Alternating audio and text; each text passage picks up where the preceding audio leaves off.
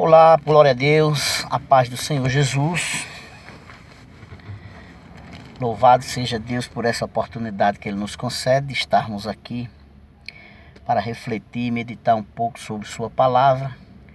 Eu gostaria de convidar você a meditar comigo num versículo que se encontra no capítulo 2 do livro de Gênesis, versículos 23 e 24, que diz: E disse Adão: Esta é agora osso dos meus ossos e carne da minha carne. Esta será chamada varoa, porquanto do varão foi tomada. Versículo 24. Portanto deixará o varão seu pai e a sua mãe, e apegar-se-á à sua mulher, e serão ambos uma carne. Eu quero meditar com vocês a respeito desses versículos. Esse versículo é o versículo que retrata a criação do casamento, a instituição do casamento. Instituição essa que foi criada por Deus.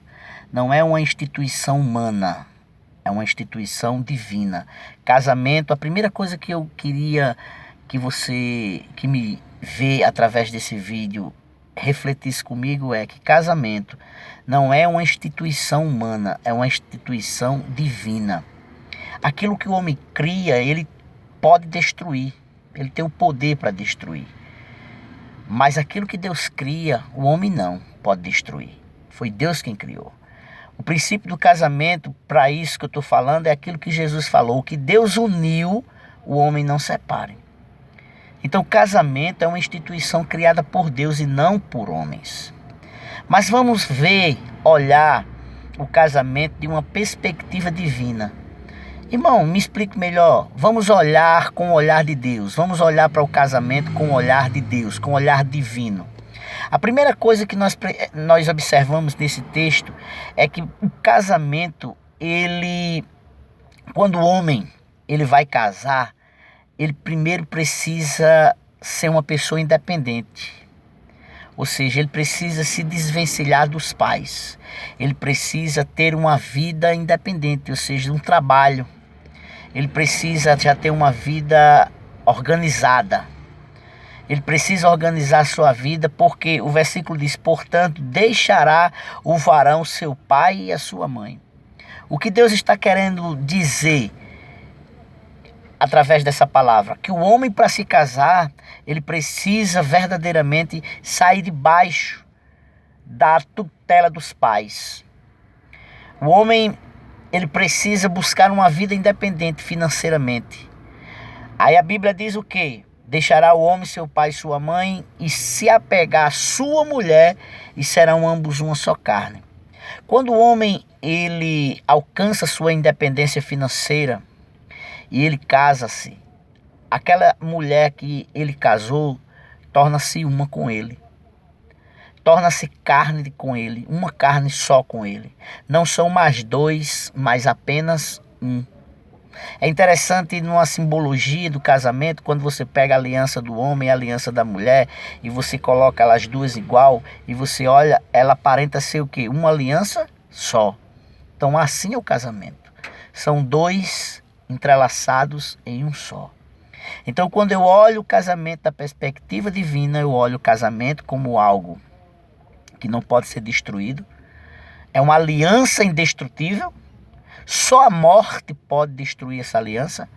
E eu vejo o casamento como algo que o homem busca sua independência financeira, e aí ele vai contrair matrimônio com uma mulher. E contraindo esse matrimônio, ele torna-se um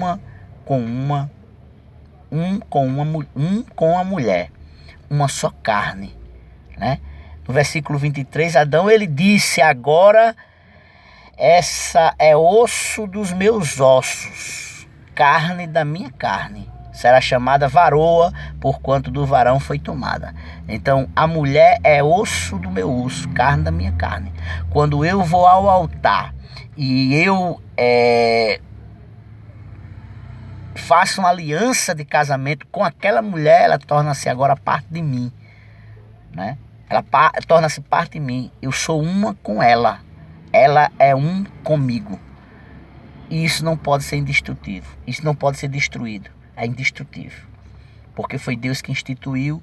E a Bíblia diz lá em Malaquias que o Senhor, ele é testemunha da aliança que nós fazemos com a mulher.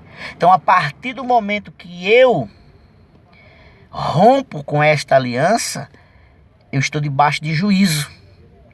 Eu estou debaixo de um julgamento. E Deus vai julgar essas pessoas.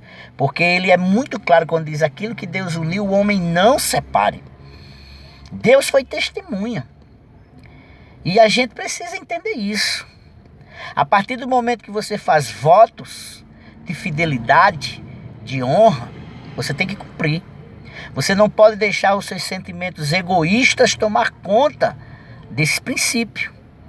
Porque na maioria dos divórcios, o que é que acontece? Incompatibilidade de gêneros, né?